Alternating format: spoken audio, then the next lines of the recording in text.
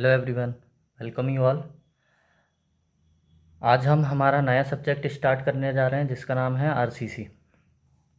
RCC का full form होता है reinforced cement concrete. Concrete word से हम अच्छी तरीके से फैमिलियर हैं क्योंकि आजकल जितने भी घर बनते हैं वो कंक्रीट के ही बनते हैं, तो कंक्रीट हम जानते हैं। तो कंक्रीट में जब हम रीइंफोर्स ऐड कर दें तो हम इसको बोलते हैं रीइंफोर्स्ड सीमेंट कंक्रीट। किसी भी स्ट्रक्चर में हमारे दो पार्ट होते हैं, एक होता है हमारा एनालिसिस पार्ट और दूसरा होता है हमारा डिज़ाइन पार्ट। एनालिसिस पार्ट हम स्ट्रेंथ ऑफ मटेरियल्स और स्ट्रक्चर एनालिसिस में पढ़ते हैं और डिज़ाइन पार्ट हमारा आरसीसी और स्टील में पढ़ते हैं। तो हमें आरसीसी में क्या पढ़ना है? किसी भी स्ट्रक्चर का डिज़ाइन पार्ट। अब एनालिसिस, किसी भी स्ट्रक्चर को एनालाइज करने के लिए हमारे पास बहुत सारे मेथड हैं। एग्जाम्पल के लिए इक्विलिब्रियम एनालिसिस या इक्विलिब्रियम मेथड, एनर्जी मेथड्स, ऐसे बहुत सारे मेथड होते हैं, कॉम्पेटिबिलिटी मेथड होते हैं।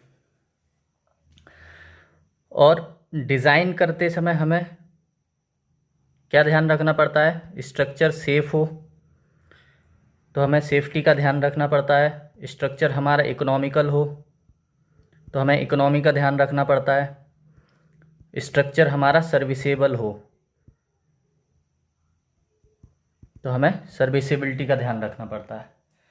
सर्विसेबल से मतलब क्या है?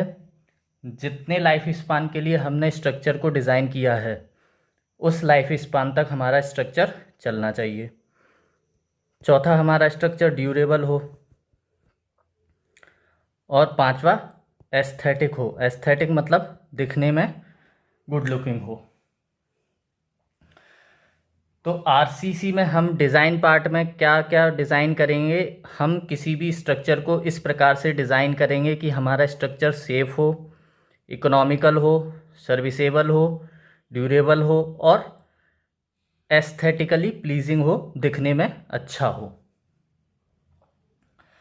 अब ये सब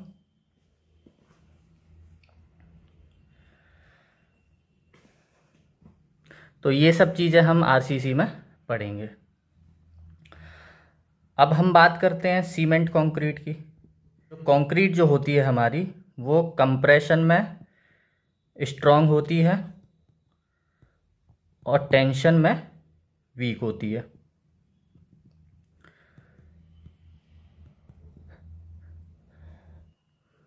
तो ऐसे फोर्स जो हमारे स्ट्रक्चर को कंप्रेस करें उन फोर्स को बोलते हैं कंप्रेसिव फोर्स, और जो हमारे स्ट्रक्चर को खींचें बाहर की ओर उस प्रकार के फोर्सेस को हम बोलते हैं टेंसाइल फोर्स। तो कंक्रीट हमारी कंप्रेशन में तो बहुत स्ट्रांग होती है बट टेंशन में बहुत वीक होती है, और इस पे अगर एक लिमिट से ज़्यादा टेंसाइल फोर्स आ जाता है तो उसमें क्रैक्स आना शुरू हो जाते हैं। इन क्रैक्स को रोकने के लिए ही हम कंक्रीट में रीइंफोर्समेंट ऐड करते हैं। तो ये हमारा क्या बन जाता है? सीमेंट कंक्रीट से रीइंफोर्स सीमेंट कंक्रीट। तो क्लियर हुआ हम जो कंक्रीट है उसमें रीइंफोर्समेंट क्यों मिलाते हैं। अब रीइंफोर्समेंट होता क्या है? रीइंफोर्समेंट होता है हमारा जो हम स्टील बार्स यूज़ करते हैं उनको हम बोलते हैं रीइंफोर्समेंट, क्योंकि ये जो हमारे बार्स होते हैं वो कंप्रेशन और टेंशन दोनों में इक्वली स्ट्रांग होते हैं, इसीलिए हम बार्स का यूज़ करते हैं। अब हम सीमेंट कंक्रीट में स्ट्रेंथ की बात कर लेते हैं।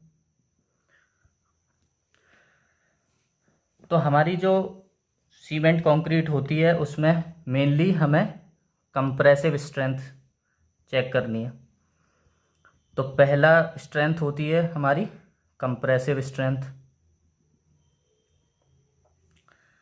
तो कंप्रेसिव स्ट्रेंथ को हम कैसे फाइंड आउट करते हैं? क्यूब टेस्ट की सहायता से।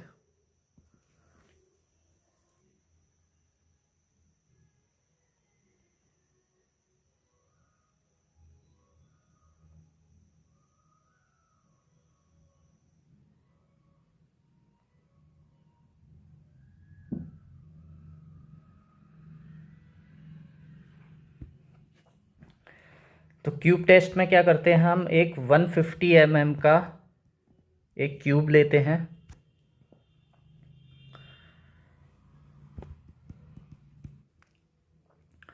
उसको यूटीएम या सीटीएम मतलब यूनिवर्सल टेस्टिंग मशीन या कंप्रेशन टेस्टिंग मशीन में टेस्ट करते हैं। मतलब क्या करते हैं, एक क्यूब लेते हैं 150 mm का और उसको कंप्रेशन टेस्टिंग मशीन में लोड लगा के कंप्रेस करते हैं, और जिस लोड पे हमारे क्यूब में क्रैक्स आना स्टार्ट हो जाते हैं उस लोड को हम नोट कर लेते हैं। फिर हम जानते हैं stress is equal to load upon area होता है, तो जब हम उस लोड को इस क्यूब के एरिया से डिवाइड कर देते हैं तो हमारे पास क्या आ जाता है, स्ट्रेस, और इसी स्ट्रेस को या कंप्रेसिव स्ट्रेस को हम बोलते हैं कंप्रेसिव स्ट्रेंथ। आरसीसी में हम इसको एफसीके से डिनोट करेंगे।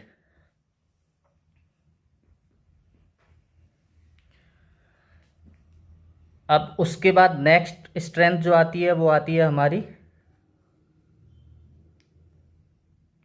नेक्स्ट आती है हमारी कैरेक्टरिस्टिक कंप्रेसिव स्ट्रेंथ। अब कैरेक्टरिस्टिक कंप्रेसिव स्ट्रेंथ क्या होती है, वह कंप्रेसिव स्ट्रेंथ जिस पर 95% से ज़्यादा रिजल्ट फेल ना हो। एज्यूम कीजिए मैंने पहले टेस्ट की, कंप्रेसिव स्ट्रेंथ मेरी आई 20, मैंने दूसरा क्यूब बनाया उसकी कंप्रेसिव स्ट्रेंथ आई 18, मैंने तीसरा क्यूब टेस्ट किया उसकी आई 18.5, चौथा टेस्ट किया उसकी आई 16, पांचवा टेस्ट किया उसकी आई 15। तो वह कंप्रेसिव स्ट्रेंथ जिस पर हमारी 95% से ज़्यादा रिजल्ट फेल ना हो, मतलब 95% रिजल्ट पास हो जाए, उस स्ट्रेंथ को बोलते हैं कैरेक्टरिस्टिक कंप्रेसिव स्ट्रेंथ। अब इसकी ज़रूरत क्यों पड़ती है, क्योंकि हम जब क्यूब टेस्ट करते हैं तो एक क्यूब की टेस्टिंग नहीं करते, हम थ्री क्यूब्स के सेट में टेस्ट करते हैं, तो हर क्यूब की स्ट्रेंथ अलग अलग आती है, मैक्सिमम पास हो जाए।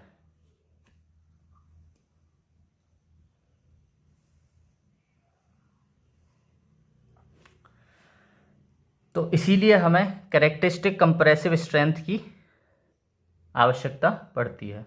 तो हम किसी भी स्ट्रक्चर को डिज़ाइन कंप्रेसिव स्ट्रेंथ के बेसिस पे ना करते हुए कैरेक्टरिस्टिक कंप्रेसिव स्ट्रेंथ के बेसिस पे करेंगे। उसके बाद नेक्स्ट आती है हमारी tensile strength.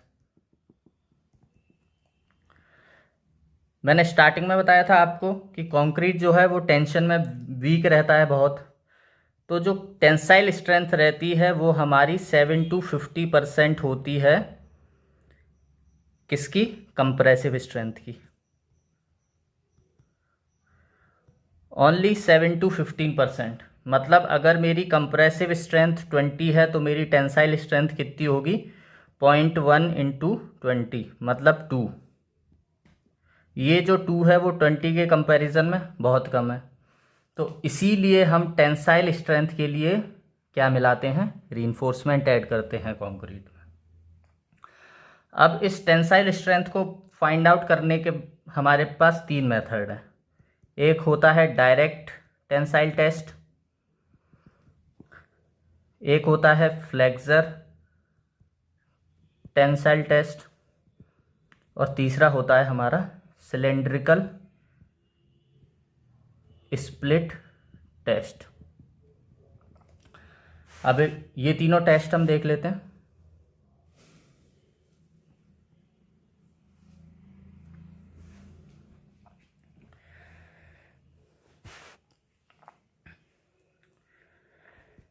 Direct tensile test में हम क्या करते हैं,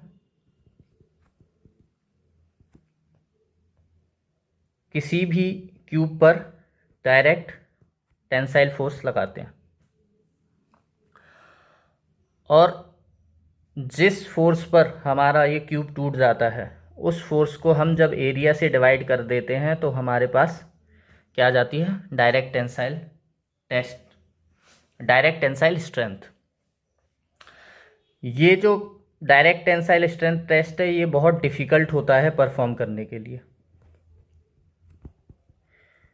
क्योंकि हम जो क्यूब बनाते हैं वो हमारा होमोजीनियस नहीं रहता, वो हमारा क्यूब क्या है, एक जैसा नहीं रहता है। इसलिए डायरेक्ट टेंसाइल टेस्ट से हम जो टेंसाइल स्ट्रेंथ फाइंड आउट करते हैं वो बहुत डिफ़िकल्ट रहता है फाइंड आउट करना। इसीलिए हम क्या करते हैं, फ्लेक्सर टेस्ट करते हैं। अब फ्लेक्सर टेस्ट कैसे करते हैं, हम एक बार लेते हैं कंक्रीट की, उसको एंड्स पर सपोर्ट करते हैं और ऊपर इक्वी डिस्टेंस पे 2 लोड लगाते हैं। एल है तो हम इसको 3 पार्ट में डिवाइड कर देंगे, तो ये हो जाएगा हमारा L/3, L/3 और L/3। इस मेथड को हम बोलते हैं 2 पॉइंट लोडिंग मेथड। इस मेथड से हम फ्लेक्सर टेंसाइल स्ट्रेंथ निकालते हैं कंक्रीट की। तो हम इसका जब बेंडिंग मोमेंट डायग्राम बनाएंगे तो कुछ इस प्रकार से आएगा। उसके बाद हम स्ट्रेंथ ऑफ मटेरियल्स में पढ़ चुके हैं। बेंडिंग इक्वेशन क्या होती है हमारी, M/I = F/y। बेंडिंग मोमेंट हमें यहाँ से मिल जाएगा, इस बीम का I हम फाइंड आउट कर सकते हैं, और कहाँ पर मुझे किस डिस्टेंस पर बेंडिंग स्ट्रेंथ निकालनी है तो वो डिस्टेंस हमें पता चल जाएगी। तो यहाँ से मेरा F कैलकुलेट होके आ जाएगा, और इस F को हम क्या बोलते हैं, फ्लेक्सर स्ट्रेंथ। तो F का हमारा फॉर्मूला क्या हो जाएगा, M/I × y, या इसको हम M/z भी पढ़ते हैं। तो इस प्रकार से हम F यहाँ से फाइंड आउट कर सकते हैं, जिसको हम बोलते हैं फ्लेक्सर स्ट्रेंथ, और इसको हम RCC में FCR से डिनोट करेंगे। तीसरा हमारा टेस्ट था सिलेंड्रिकल स्प्लिट टेस्ट। तो सिलेंड्रिकल स्प्लिट टेस्ट में क्या करेंगे हम, सिलेंड्रिकल स्प्लिट टेस्ट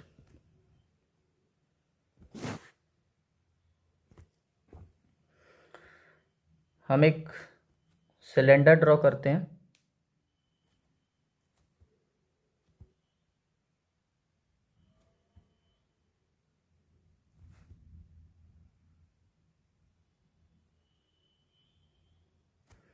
और इस सिलेंडर के सेंटर पर हम इक्वली लोड लगाते हैं।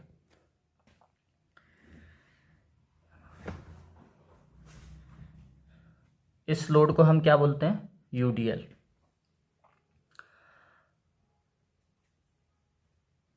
इस कंप्रेसिव लोड के कारण क्या होता है, सिलेंडर के सेंटर में एक टेंसाइल स्ट्रेस डेवलप होता है, और फिर हम फॉर्मूला लगा के क्या निकाल लेते हैं, सिलेंड्रिकल टेंसाइल स्ट्रेंथ। और जनरली हमने ये नोटिस किया है कि हमारी जो फ्लेक्सर स्ट्रेंथ है वो सबसे ज़्यादा आती है, उसके बाद सिलेंड्रिकल स्ट्रेंथ आती है, और उसके बाद हमारी डायरेक्ट टेंसाइल स्ट्रेंथ आती है। तो तीनों जो टेंसाइल स्ट्रेंथ हैं उसमें सबसे ज़्यादा फ्लेक्सर स्ट्रेंथ आती है, सेकंड नंबर पर सिलेंड्रिकल स्ट्रेंथ आती है, और थर्ड नंबर पर डायरेक्ट टेंसाइल स्ट्रेंथ आती है। तो इस प्रकार से हम कंक्रीट की डिफरेंट स्ट्रेंथ कैलकुलेट करते हैं।